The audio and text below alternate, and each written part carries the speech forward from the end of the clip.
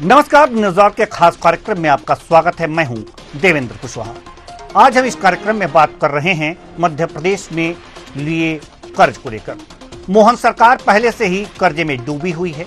इसी बीच एक बार फिर सरकार बड़ा कर्ज लेने जा रही है, जिसकी चर्चाएं सियासी गलियारों में तेज हैं।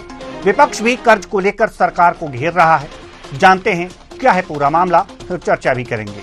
तो आइए शुरू करते हैं कर्ज पर आर पार। मोहन सरकार वित्त वर्ष 2024-25 में प्रदेश सरकार का अब तक का सबसे भारी कर्ज लेने जा रही है। सरकार पूरे 88,540 करोड़ रुपए का कर्ज लेने की तैयारी की है। इनमें से 73,540 करोड़ रुपए बाजार से लिए जाएंगे, वहीं 15,000 करोड़ रुपए केंद्र सरकार से लेने की योजना है। सरकार के कर्ज लेने पर नेता प्रतिपक्ष उमंग सिंगार का बड़ा बयान सामने आया है। उन्होंने कहा है कि सरकार आय के साधन क्यों नहीं बढ़ाती, बार बार कर्ज लेकर मध्य प्रदेश को कर्ज का भार चढ़ा रही है। सुनिए उमंग सिंगार नेता प्रतिपक्ष ने क्या कुछ कहा। देखिए, सरकार बार बार कर्ज क्यों ले रही है? सरकार आय के स्रोत क्यों नहीं बढ़ाना चाहती?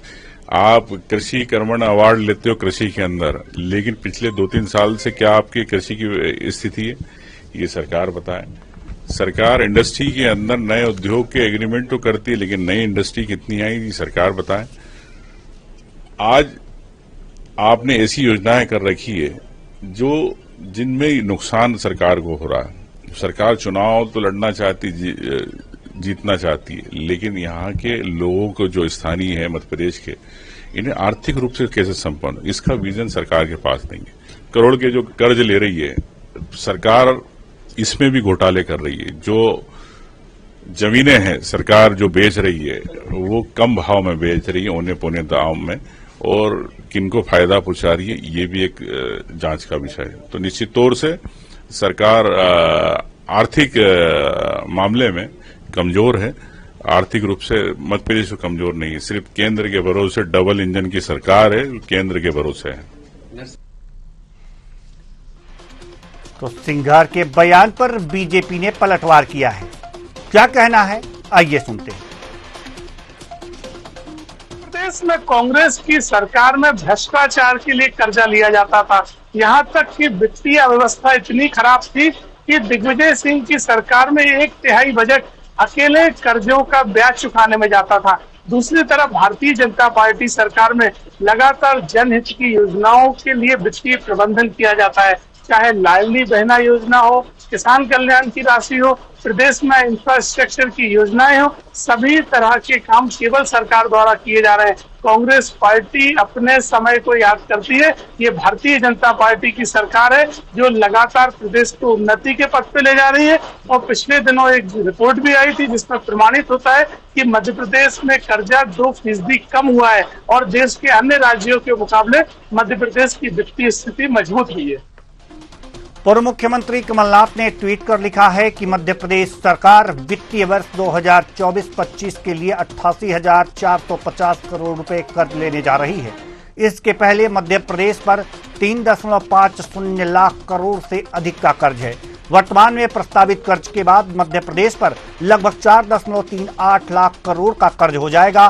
कर्ज में डूबी मध्य प्रदेश सरकार की हालत यह हो चुकी है कि अब उन्हें कर्ज का ब्याज चुकाने के लिए भी कर्ज लेना पड़ता है। यह गलत आर्थिक नीतियों और अपरिपक्व निर्णयों की देन है। मध्य प्रदेश विधानसभा चुनाव से पहले बीजेपी सरकार की ओर से कई योजनाओं की घोषणा की थी और जारी भी की है। इस योजनाओं के दम पर प्रदेश में फिर से बीजेपी की सरकार भी बन गई, लेकिन अब यह योजनाएं सरकार के लिए सिरदर्द बन गई हैं। आइए ग्राफिक्स के जरिए जानते हैं कि क्या कुछ रहा है। इस कर्ज योजना पर सालाना कितना हो रहा है खर्च। लाडली बहना योजना में 18,000 करोड़ रुपए खर्च हो रहे हैं। वहीं 100 यूनिट बिजली 5,500 करोड़ रुपए खर्च हो रहे हैं। कृषि पंपों पर सब्सिडी पर 17,000 करोड़ रुपए खर्च हो रहे हैं और वहीं 450 रुपए में सिलेंडर देने में 1,000 करोड़ रुपए खर्च हो रहे हैं। तो सरकार के ये चीज लग रहे हैं। नॉलेज 2023-24 के लिए अगर जो हम बात करें तो राजकोषीय घाटा का, तो 55,708 करोड़ रुपए जीएसडीपी का 4% रहने का लक्ष्य था। संशोधित अनुमानों के अनुसार 2022-23 में राजकोषीय घाटा यानी कि जीएसडीपी का 3.6% रहने की उम्मीद है। तो ये सारी चीजें हैं, ये जो सरकार पर लगातार कर्जों की बात है, कर्जे लिए जा रहे हैं। आज इसी मुद्दे पर हम चर्चा करेंगे और चर्चा के लिए हमारे साथ जो मेहमान जुड़े हुए हैं उनसे आपका परिचय करा दें। डॉक्टर वाड़ी अहलुवालिया, प्रवक्ता बीजेपी, कल्पना शर्मा, वरिष्ठ पत्रकार। दोनों मेहमानों का बहुत बहुत स्वागत है हमारे इस कार्यक्रम में। कर्ज लेना, एक तरह से कहा जाता है कि कर्ज लेना है तो देने की क्षमता भी रखनी चाहिए, लेकिन लगातार सरकार कर्ज लेती जा रही है। विपक्ष कह रहा है कि यह परंपरा अच्छी नहीं है। विपक्ष की बात छोड़ दीजिए, तो जो कर्ज लिया जा रहा है सरकार के द्वारा और जो पहले कर्ज है, वास्तव में क्या मध्य प्रदेश कर्ज में इसी तरह लगातार डूबता जाएगा?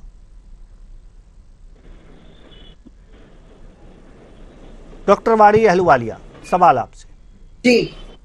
जी न्यूज आवर के दर्शकों को नमस्कार। कल्पना जी प्रणाम करती हूँ, देवेंद्र जी आपको भी प्रणाम करती हूँ। देखिए, समृद्ध और स्वर्णिम मध्य प्रदेश की ओर अगर हम रहे हैं तो हम उन नीति, उन उद्देश्यों को की पूर्ति की ओर कदम रख रहे हैं जिसमें विकसित भारत की छवि है।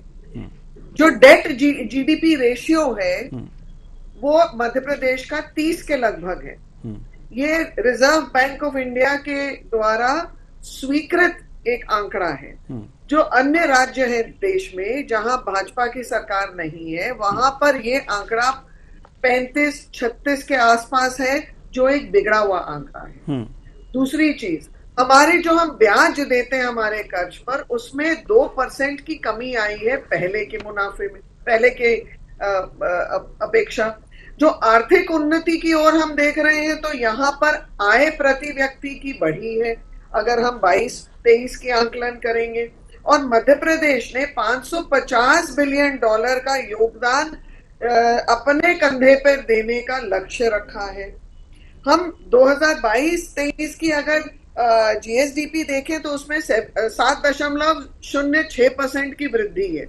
अब हम जो इस्तेमाल कर रहे हैं, जो हमारे ऋण जो है हमारे ऊपर, हम उसे इंफ्रास्ट्रक्चर डेवलपमेंट, हम उसे नए ये इंडस्ट्रीज के एरियाज, स्पेशल इकोनॉमिक जोन्स को डेवलप करने में लगा रहे हैं। हम हमारी माताओं बहनों को आत्मनिर्भर करने में लगा रहे हैं। हम वहां लगा रहे हैं जहां कृषि में जुड़े हुए हमारे भाई बहन, उनको फायदा हो। तो हमारा जो फिस्कल कंसोलिडेशन का जो मार्ग है, उसमें आप देखिए कि बहुत सुधार है हमारे राजस्व की प्राप्तियों पर। हमारी कृषि क्षेत्र में जो ऋण है 13.41% की वृद्धि है, एमएसएमई में 30.22% की वृद्धि है।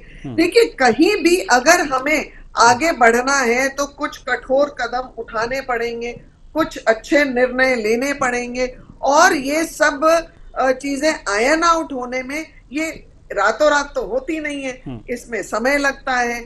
जिस स्थिति में इस देश में हमको सरकार मिली थी 2014 के बाद, और जिस स्थिति में मध्य प्रदेश मिला था भाजपा सरकार को, उसमें निरंतर हम अंतर ला रहे हैं, प्रगति कर रहे हैं। और देखिए, विपक्ष का काम जरूरत से ज्यादा ये लोग बोलते हैं, तो इन्हीं के एक फाइनेंस मिनिस्टर, यशस्वी फाइनेंस मिनिस्टर तरुण भनोट जी ने अपने 15 महीने के कार्यकाल में कहा था कि लोन लेना तो प्रगति का एक लक्षण है।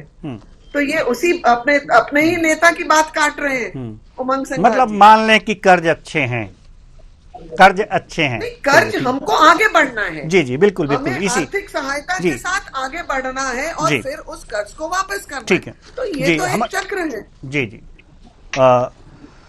हमारे साथ कांग्रेस प्रवक्ता अंबिका शर्मा जी भी जुड़ चुके हैं। बहुत बहुत स्वागत है आपका हमारे इस कार्यक्रम में। Thank you. जी, अंबिका शर्मा जी, माफ कीजिएगा, डॉक्टर वाड़ी अहलुवालिया जी का कहना है कि वास्तव में जो कर्ज लिया जा रहा है वो अभी प्रगति के लिए है और कर्ज अभी अच्छे हैं मध्य प्रदेश के लिए। क्या कहेंगे आप?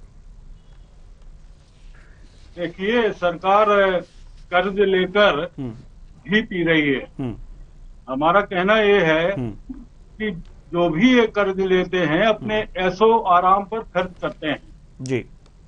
अभी नई नई गाड़ियां, नए नए बंगले और जो भी सुविधा की चीजें होती हैं, माननीय मंत्रीगणों के बंगलों के सुधार के लिए, रखरखाव के लिए ये लोग करोड़ों रुपए खर्च कर रहे हैं।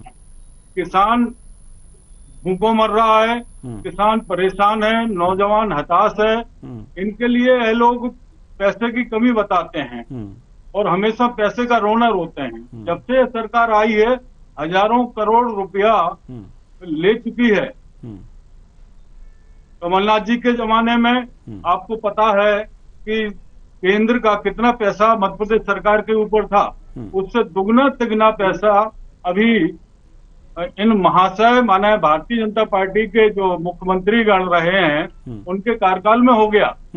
इनके पास लोक कल्याणकारी नीतियों के लागू करने के लिए पैसा नहीं है, उसके लिए रोना रोते हैं।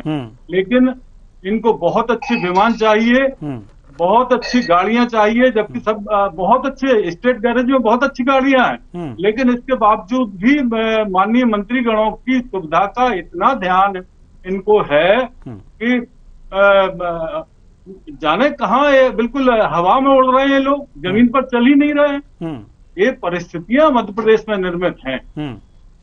इनसे इतना भी नहीं हो पाता है कि मध्य प्रदेश, उत्तर प्रदेश के डीजल और पेट्रोल के रेट्स में भारी अंतर है। 15-15 रुपए पर लीटर का अंतर है, लेकिन ये वेट कम नहीं कर पा रहे हैं। ये जो माने टैक्स लेते हैं पेट्रोलिंग कंपनियों से, वो भी कम नहीं कर रहे हैं। अगर इतना ही करते तो भी किसानों के हित में हो जाएगा। चलिए, ठीक है। इतना ये सब नहीं करते हैं ये लोग, माने किसानों, नौजवान, मजदूर और समाज के अन्य पिछड़े वर्गों के लिए, दलित लोगों के लिए इनके पास कोई कारगर योजना नहीं है। चलिए, कल्पना शर्मा जी, हम आपके पास आना चाहेंगे, लेकिन डॉक्टर वाड़ी अहलुवालिया कुछ कहना चाह रही हैं। जल्दी से अपनी बात रखिए कि हम अपने जी कल्पना शर्मा जी के पास नहीं है मुझे जी। जो कांग्रेस प्रवक्ता ने कहा, जी, बेतुके बयान जो दे रहे हैं ये, वो बिल्कुल इनके प्रदेश अध्यक्ष जितू पटवारी जी के आधार पे ही है। वे भी वैसे बेतुके बयान देते हैं। और कमलनाथ सरकार जो 15 महीने के लिए थी, बहुत बड़ी रकम ली थी उन्होंने कर्ज में, 9 या 10 हजार करोड़, ना तो उसका कोई ब्यौरा मिला, वो कहाँ खर्च किए, उड़नछू हो गए।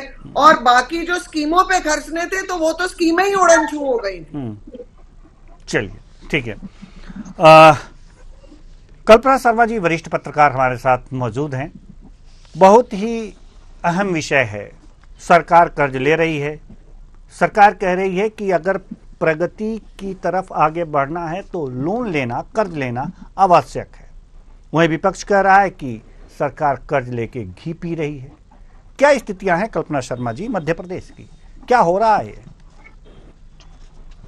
देवेंद्र जी, कहीं भी किसी भी स्टेट के लिए ये बिल्कुल अच्छे साइन नहीं है कि उसको कर्ज बहुत ज्यादा लेना पड़े। लेकिन बहुत सारी चुनाव जीतने के लिए जो राजनीतिक पार्टियां जो वादे करती हैं, उसका खामियाजा कहीं ना कहीं हार जनता पर पड़ता है या फिर प्रदेश पर पड़ता है। सरकारें अपने तरीके से अपना काम चलाती रहती हैं। इस बार यादव जी का एक बहुत अच्छा फैसला जिसका अप्रिशिएशन होना ही चाहिए। मंत्रियां अपना टैक्स खुद भरेंगे। जनता को कुछ दिन पहले तक शायद इस बात की भी जानकारी नहीं थी कि ये सारा पैसा सरकार द्वारा भरा जाता है टैक्स का। तो ऐसे बहुत सारे पैसे हैं जिनका इस्तेमाल कहाँ किया जा रहा है, किन योजनाओं के लिए किया जा रहा है, वो जनता तक जानकारी नहीं पहुंचती। आप बात करते हैं कर्ज लेने की, लाडली बहना के नाम पर जितना मोटा पैसा दिया जा रहा है उनके मुंह में जीरे की तरह है। आप महिलाओं को जो पैसा दे रहे हैं उनसे उनका कोई हित नहीं होने वाला, लेकिन प्रदेश पर कर्ज बहुत ज्यादा बढ़ गया है। इस पर गौर करने की आवश्यकता है। बहुत सारे ऐसे काम है जो प्रदेश हित में हो जाने चाहिए थे, जिस पैसे का यूटिलाइजेशन होना चाहिए था, लेकिन सरकार अपने वादे करती है, पार्टी वादे करती है, क्षमा चाहती हूँ, पार्टी वादे करती है और प्रदेश की सरकारें उसका वहन करती हैं जो जनता का पैसा होता है या जनता के लिए लगाया जाना चाहिए। तो इस तरह से जब कोई भी स्कीम लेकर आती है सरकारें, कोई भी पार्टी, तो मुझे ऐसा लगता है उसका वहन उनको खुद करना चाहिए, क्योंकि वो अपने लिए स्कीम्स लेकर आई है वोट बैंक की राजनीति के लिए। उसका भार आखिर जनता क्यों उठाए? इन सारे विषयों को लेकर के गंभीरता से कह रही हूँ। देवेंद्र जी, आप एक चीज बताइएगा, किसानों को पर जो 2 महीने में एक इंस्टॉलमेंट आती है अल्टरनेट मंथ में 2000 रुपए, आप जानते हैं 500 रुपए पर मंथ के हिसाब से किसानों को मिलता है। लेकिन अगर उसको बात की जाए प्रदेश देश पर कितना भारी या स्टेट पर कितना भारी उसका बोझ पड़ता है। आज भी समर्थन मूल्य की बात करूं, जो समर्थन मूल्य की बात की जाती है वो उनको नहीं दिया गया। किसानों की हित की मैं बात कर लेती हूँ। महिलाओं पर अत्याचार की अगर मैं बात कर लूं, क्या उस पर कमी आई? जिस तरह से आए दिन घटनाएं घटती है, कोई भी सरकारें हो, इसमें मैं किसी, ये सिर्फ मध्य प्रदेश की बात नहीं है, जहां पर कांग्रेस की सरकार है वहां भी इस तरह के वादे किए गए, जिसका खामियाजा ये हुआ कि उन स्टेटों में स्थितियां बहुत बद से बदतर हो गई हैं, विकास कार्य रुक गए हैं। आप देख लीजिए मध्य प्रदेश में भी यही स्थिति है। विकास कार्य की मैं बात करूं, आप कॉरिडोर बनाते हैं, आपको तोड़ना पड़ जाता है, क्योंकि आप उसको उसका जो लंबा इस्तेमाल किस तरह से होना है उसके लिए कोई प्लानिंग नहीं होती। तो मुझे ऐसा लगता है कि आप जनता हित की बात करने के लिए सबसे पहले उन स्कीम को लेकर आइए, बजट लीजिए, लेकिन उसका कहाँ खर्च होना चाहिए ये जनता को सार्वजनिक बताया जाना चाहिए। ये नहीं होना चाहिए कि आप बजट पेश करते हैं और उसका खर्च किस तरह से करते हैं ये जनता तक, आप सदन में जो पेश करते हैं उसकी जानकारी उतनी जनता तक इसलिए नहीं पहुंच पाती क्योंकि वो हंगामे के बीच और जनता के बीच ये कह दिया जाता है, सदन में आप भी मौजूद रहते हैं देवेंद्र जी, किस तरह से उसका वो किया जाता है कि पास है, हाँ में इतने नाम खड़े हुए हैं, ना में इतने, और स्वीकृति हो जाती है। इस तरह से जब बजट को स्वीकृत कर दिया जाता है तो ये छलावा होता है उस जनता के साथ जो उम्मीद भरी नजरों से सरकार को इसलिए देख रही होती है कि उनको लगता है कि उनके हित में कुछ न कुछ होने वाला है। देवेंद्र जी जी, डॉक्टर वाड़ी अहलूवालिया, कल्पना शर्मा जी ने एक बात उठाई है कि चुनाव जीतने के लिए राजनीतिक पार्टियां जो वादा करती हैं, लोगों को जो मुफ्त की रेवड़ियां बांटने का वादा करती हैं, उसका भार जो है कर्ज के रूप में आ जाता है। कुछ कुछ सही लगता है मुझको भी। इसको किस तरह से आप डिफेंड करेंगे? देखिए, ये एक बैलेंसिंग एक्ट है। हम एक तरफ डायरेक्ट बैंक ट्रांसफर की स्कीम के तहत हजारों करोड़ों देशवासियों को गरीबी रेखा के ऊपर लाकर उन्हें एक सामान्य स्तर पर लाने का प्रयास कर रहे हैं। दूसरी तरफ मिडिल फैमिली गरीबी सीमा से नीचे आ गई है मैडम, उनकी स्थिति देखिए, 80 रुपए किलो टमाटर बिक रहा है आप ही के स्टेट की। अगर मैं बात करूं, ये भी समझना पड़ेगा कि महंगाई बढ़ने के कारण क्या है। क्या सामान्य लोगों तक सामानों की रीच इजी हो गई है? महंगाई दर, पेट्रोल डीजल के रेट, वैट और सबसे बड़ी बात जीएसटी का जितना कर्ज जनता पर आप सेंट्रल अलग से देते हैं, स्टेट का अलग से देते हैं। इन दोनों के बीच में अगर आप कोई एक पहिया, मैं आप एक छोटा सा उदाहरण आपको देती हूँ, अगर आप एक पहिया खरीदते हैं 28% उसका टैक्स होता है। अगर आप 4 पहिए खरीद रहे हैं 39,000 रुपए का, तो 8,000 रुपए का टैक्स स्टेट गवर्नमेंट का होता है और 8,000 रुपए का टैक्स सेंट्रल गवर्नमेंट का होता है। ये सारा टैक्स कौन वहन करता है? आम लोग। तो इन सारे विषयों को लेकर के जब आप फ्री में रेवड़ियां बांटते हैं तो इस और भी ध्यान देना आवश्यक है। जी, डॉक्टर वाड़ी अहलूवालिया। धन्यवाद कल्पना जी।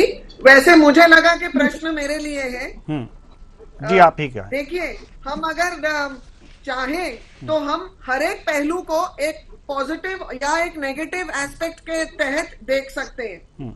हमें विकास चाहिए, हमें रोजगार उत्पन्न करने हैं, हमें उद्योग खड़े करने हैं, हमें इंफ्रास्ट्रक्चर बिल्ड करना है। मध्य प्रदेश किस हाल में मिला था भाजपा सरकार को? निचोड़ा हुआ चूसे हुए आम जैसा, जो दिग्विजय सिंह करके गए थे। यहां तक कि उन्होंने सड़कें, रोजगार, इंफ्रास्ट्रक्चर सब कुछ बेहाल किया था। ये एक गरीब प्रदेश था। वहां से इस प्रदेश को लेके आए हैं इस स्तर पर कि कम से कम राष्ट्रीय स्तर पर एक स्थान हमने लिया है। हम प्रगति के ओर जा रहे हैं। प्रगति के ओर जाते जाते कुछ करवे घुट, कुछ अच्छे कदम, और ये जो आप बोल रहे हैं जीएसटी का, तो जीएसटी रिफॉर्म्स भी होने जा रहे हैं और कुछ पिछले दिनों में भी हुए हैं, जिससे बहुत सारे ऐसे बिजनेस में लगे हुए लोगों को कुछ कुछ लाभ मिलता है। और आप आलोचना हम करते हैं, परंतु उस आलोचना का आधार क्या होना चाहिए? आलोचना का आधार वहां होना चाहिए कि भाई काम हो रहा है, हम प्रगति के मार्ग पर क्या क्या नीतियों में बदलाव कर रहे हैं, हम क्या नवाचार कर रहे हैं, हम क्या किस स्तर पर लोगों को क्या सुविधाओं का आधार दे रहे हैं। अगर हम एयर एम्बुलेंस शुरू करते हैं और उसमें हम आयुष्मान योजना के तहत जो पेशेंट्स को ट्रांसफर होना है, जो इस भारी खर्च को उठा नहीं सकते हैं, तो सरकार को अपने बलबूते पर कुछ ना कुछ नवाचार उसमें करना पड़ेगा। यही चीज प्रतिदिन प्रति माह सरकारें कर रही हैं और उसमें समय लगता है। हमें स्वीकारना होगा, हमें एक दृष्टि रखनी होगी कि हम अपने साथी गण के साथ मिलकर आगे चलने की नीति पर बिल्कुल खरे उतर रहे हैं। जी डॉक्टर वाड़ी अहलुवालिया जी, सवाल यहाँ पर यह है कि ठीक है कर्ज लेना, वास्तव में अगर जो अर्थशास्त्र की दृष्टि में देखें तो अगर जो कर्ज लिया जाता है तो कभी कभी अच्छा भी होता है कर्ज लेना भी। अर्थव्यवस्था को गति देने के लिए ये उपाय अपनाए भी जाते हैं। लेकिन सवाल यहाँ पर यह है कि जो कर्ज लिया जा रहा है उससे राज्य जो है अपने आय के अगर जो साधन बढ़ाए तो काफी बेहतर होता है। अगर एक साधन तो बढ़ाए हैं। जी जी जी, देखिए टूरिज्म क्षेत्र में अगर आप देखें 122% हमारे पर्यटक बढ़े हैं। जो हमारे स्थान है पर्यटन के वो 58% उनमें वृद्धि हुई है। ये तो मैं सिर्फ एक आपको पहलू का आंकड़ा बता रही हूँ।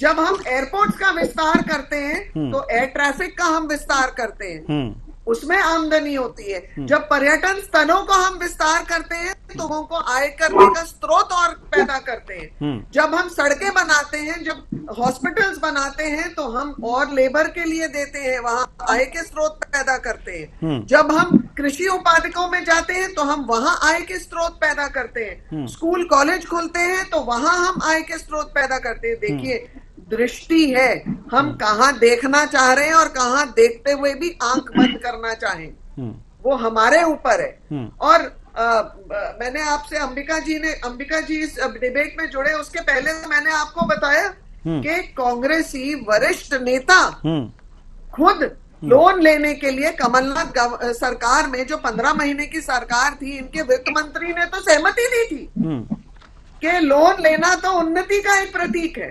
तरुण भनोट जी ने ये कहा हुआ है।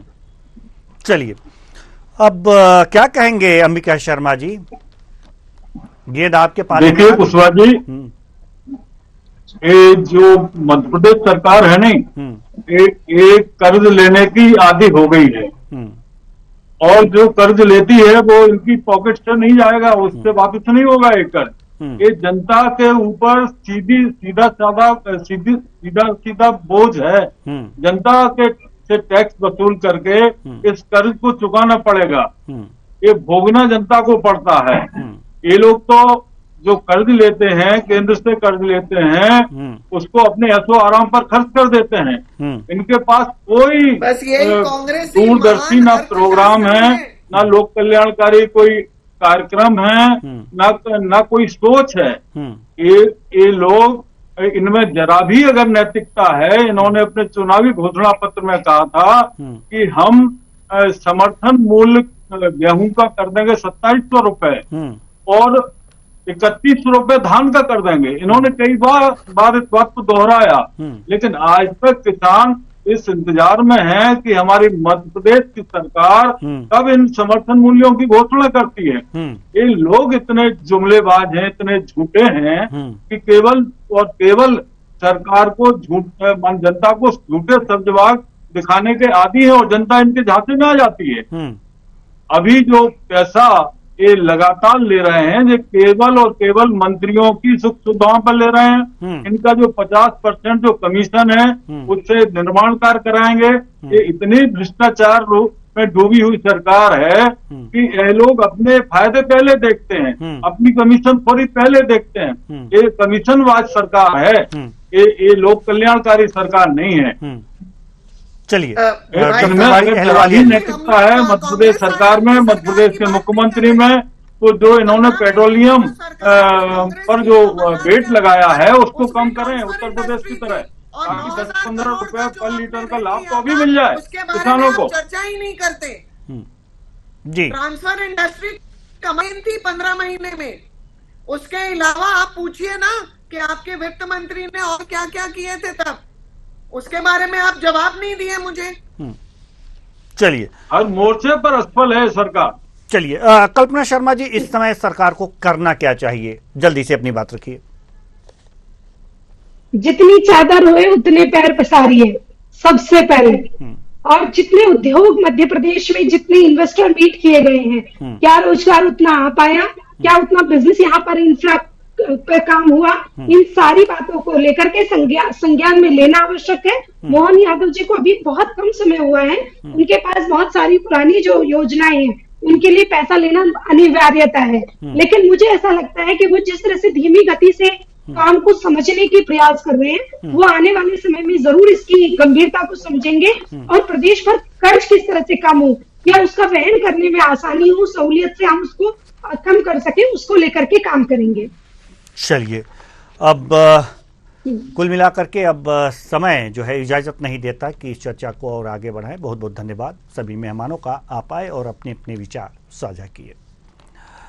तो कुल मिलाकर के कर्ज लेना वास्तव में गतिशील अर्थव्यवस्था का द्योतक भी है, लेकिन सिर्फ कर्ज लेते रहना हानिकारक भी है। इसलिए दोनों में तालमेल बिठा करके कर्ज लिया जाए तो वास्तव में प्रगति की ओर उन्मुख हुआ जा सकता है। लेकिन क्या ऐसा हो रहा है, ये देखने वाली बात है। फिलहाल इस कार्यक्रम में इतना ही। मुझे दीजिए इजाजत। नमस्कार।